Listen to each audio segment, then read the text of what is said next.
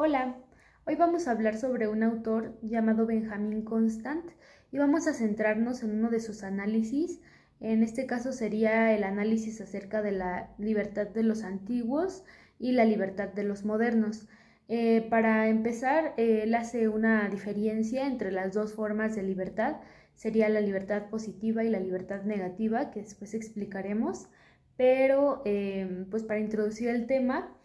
este ensayo, esta forma, este discurso, esta distinción conceptual, él ya la había sostenido dentro de uno de sus ensayos más reconocidos, pero después otros autores como Isaiah Berlin la retoman tiempo después y bueno, en una de sus famosas conferencias nos habla acerca de lo que sería la libertad para los modernos o libertad de los modernos más bien.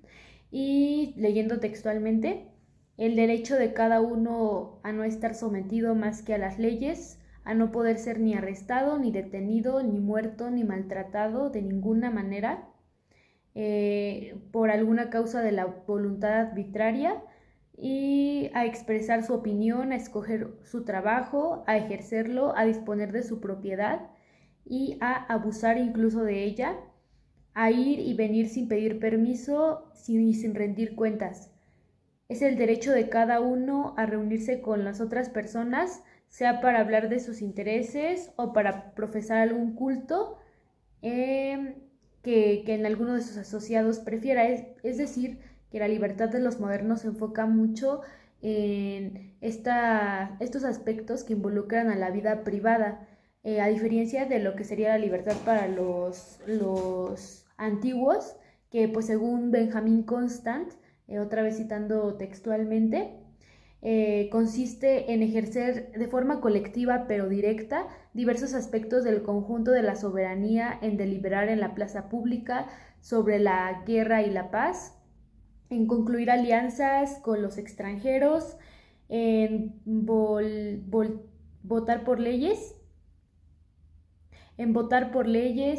en pronunciar sentencias, en examinar las cuentas, los actos, la gestión de los magistrados, en examinar y hacerlos comparecer ante todo el pueblo, acusarles, condenarles o absorberles, pero a la vez que los antiguos llamaban libertad a todo esto y admitían como compatible con esta libertad colectiva la completa sumisión del individuo a la autoridad del conjunto. Todas las actividades privadas estaban sometidas a una severa vigilancia, nada se dejaba a la independencia individual, ni en relación con las opiniones, ni con la industria, ni con todo, sobre todo, ni con la religión. Es decir, la libertad para los antiguos, según Benjamin Constant, consistía más en el desarrollo de la vida colectiva, la vida en comunidad, y pues importaba más la comunidad que en esta parte individual. Se podría decir que esta parte individual es un invento moderno porque en la antigüedad pues no se consideraba como tal. Entonces, a partir de estas dos distinciones de libertad, libertad dentro de la vida privada y libertad dentro de las actividades públicas para los antiguos, actividades públicas y actividades privadas para los modernos, este autor nos hace ver que pues nosotros los modernos ya no podemos disfrutar de la libertad para los antiguos en la participación activa y continua del poder colectivo. Nuestra libertad debe consistir y consiste en el disfrute apacible de la independencia privada. Pero entonces aquí nuestro autor se hace una pregunta. Entonces, ¿cómo fue que nacieron los derechos, pues los derechos y la democracia, los derechos fundamentales? Y pues no nacieron de forma simultánea. Estos se asemejan con algunos criterios que tienen la libertad de los antiguos. Se asemeja con varios de los derechos, actividades y actitudes que ahora asociamos a la democracia y a la participación de la mayor parte de la colectividad en los asuntos de interés general. Por su parte, en la libertad de los modernos conforma la primera esfera en sentido histórico de lo que conocemos como los derechos fundamentales, esta división entre derechos y democracia. Entonces, la libertad de los modernos nos viene a poner en esa esfera de la división entre los derechos y la democracia y cómo se puede dar una explicación, no solamente desde un punto de vista histórico, sino también desde un punto de vista axiológico y desde luego pues desde un punto de vista político. Otro elemento que podría añadir al contenido de Libertad de los Antiguos es la tensión que se crea entre la democracia y los derechos fundamentales. Nuestro autor, citándolo textualmente, la democracia que había conocido siglos atrás los griegos en sus pequeñas ciudades o estados no existió para el constitucionalismo, sino más bien centrado en países considerados hasta ahora como inequívocamente democráticos. No reconocieron el derecho de la mujer al voto sino hasta hace pocas décadas, y en Estados Unidos tuvo que pasar por una guerra civil para poder reconocer que las personas afroamericanas eran sujetos y no objetos del ordenamiento jurídico. En muchos aspectos, la tensión entre la democracia y los derechos fundamentales sigue viva en casi todos los aspectos y en todos los países en donde ambos extremos son cultivados con algo de seriedad. Y bueno, esto se guarda una relación estrecha con el contenido de la libertad de los antiguos, porque pues aquí el autor nos dice que esta tensión es importante entre el constitucionalismo, que ampara y protege a la libertad a través de los derechos fundamentales, y la democracia. Y no es posible detenernos ahora a explicar los componentes de dicha tensión, pero pues vale la pena que entender que pues se puede relacionar con esta otra libertad, ¿no?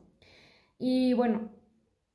luego el autor intenta reunir dos conceptos que sería el peligro de la libertad antigua y el peligro de la libertad moderna. Para explicarlo, me gustaría leer textualmente al autor.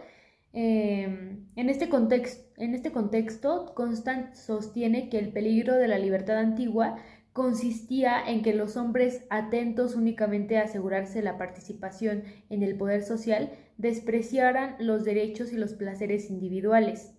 Por su parte, el peligro de la libertad moderna consiste en que los absorbidos por el disfrute de nuestra independencia privada y en la búsqueda de nuestros intereses particulares renunciemos con demasiada facilidad a nuestro derecho de participación en el poder político. Entonces, esto es preocupante porque si esta libertad moderna nos hace renunciar, o incluso pues es como bueno, aquí dice que te absorbe al disfrute de la independencia privada, pues sería como el principio claro de la libertad moderna. Entonces nuestro autor pues se pregunta cómo podemos evitar este último riesgo en el que corremos, y pues Constant ofrece una solución pues llamada la democracia representativa. La democracia representativa se refiere a el ejercicio de la libertad de los modernos, pues que requiere tiempo para poder dedicarse a los asuntos privados. Entonces, sea necesario un grupo representativo que se encargue de representar a los asuntos públicos. Y como dice nuestro autor, citando textualmente, el sistema representativo no es otra cosa que una organización que ayuda a una nación a descargar en algunos individuos lo que no puede o no quiere hacer por sí misma. El sistema representativo es un poder otorgado a un determinado número de personas por la masa del pueblo que requiere que sus intereses sean defendidos y que sin embargo no tiene tiempo de defenderlos siempre por sí misma. Sin embargo, este poder para olvídalo, eso borrar. Sin embargo, este poder entregado a los representantes no podía ser un poder que se diera sin ningún límite, no era un poder absoluto. Entonces, el poder representativo no era absoluto, no podía pues no tener ningún límite. Entonces, Benjamin Constant nos dice que es muy importante que exista una vigilancia activa y constante sobre los representantes, y pues de forma en que se reserven en periodos que no estén separados por intervalos de tiempo demasiado largos, y el derecho de apartarles si se han equivocado y de revocarles el poder de los que hayan pues abusado de él. Que estos cargos públicos de los representantes no duren intervalos de tiempo muy largos, y que no se puedan, o sea, sin derecho a apartarles, es decir, como que a tener un sucesor ya dicho por, no sé, dicha autoridad que está en el poder, porque que eso no sería, en principio no sería legal, y aparte pues podría considerarse como una falta. Y bueno, otro de los aspectos importantes a añadir a este poder entregado a los representantes es que no podía ser absoluto, y también el autor nos dice que los pueblos tenían que ejercer una vigilancia constante y activa sobre sus representantes, y en periodos en los que estuvieran estos ejerciendo tenían que reservarse de tener periodos de intervalos de tiempo demasiado largos, y pues tenían ellos el derecho de apartarles si se han equivocado, o de revocarles el poder a los que hayan abusado de este también. Otra cosa en la que Benjamin Constant también entra es en el adecuado equilibrio que debería haber entre en la vida pública y la vida privada, es decir, un equilibrio entre los placeres privados y la participación en el poder político para la libertad contemporánea. Este equilibrio es esencial para uno de los problemas que se derivan y que son preocupantes de que las personas renuncien a esta vida pública, es el alto abstencionismo electoral y cívico, y por un lado, y por el otro lado sería el refugio en actitudes consumistas propias de la esfera de la vida privada. Y para un país del tamaño y de la importancia de Estados Unidos, estas cifras son apabullantes. Putman lo sintetiza con un dato impresionante. Cada punto porcentual de los aspectos que se han citado supone anualmente 2 millones de ciudadanos menos que participan y están comprometidos con algún aspecto de la vida comunitaria, de tal suerte que se tienen 16 millones menos de personas participando en asambleas públicas sobre asuntos locales, 8 millones menos de personas participando en comités cívicos y organizaciones de base, así como 3 millones de personas menos trabajando en asociaciones para mejorar la administración. Una enorme sangría cívica, sin duda.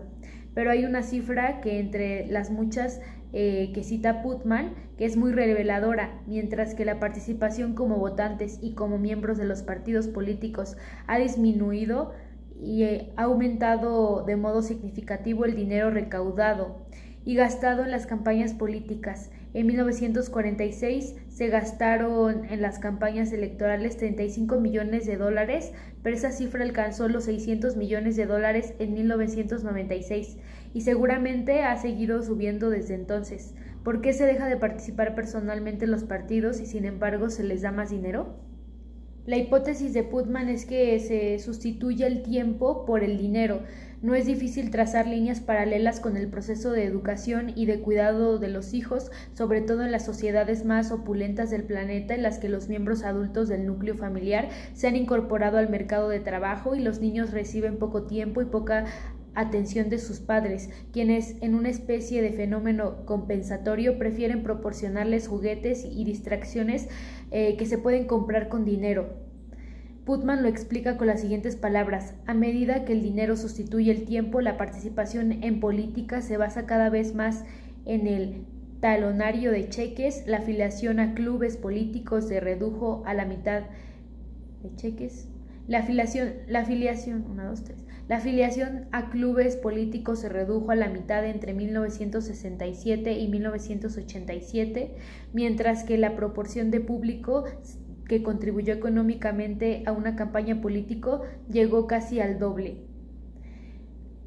Y un dato final que nos debería poner a pensar: la disminución más drástica es la participación cívica. Se produjo entre las personas con mayor formación académica. Esto puede resultar sorprendente, pues podría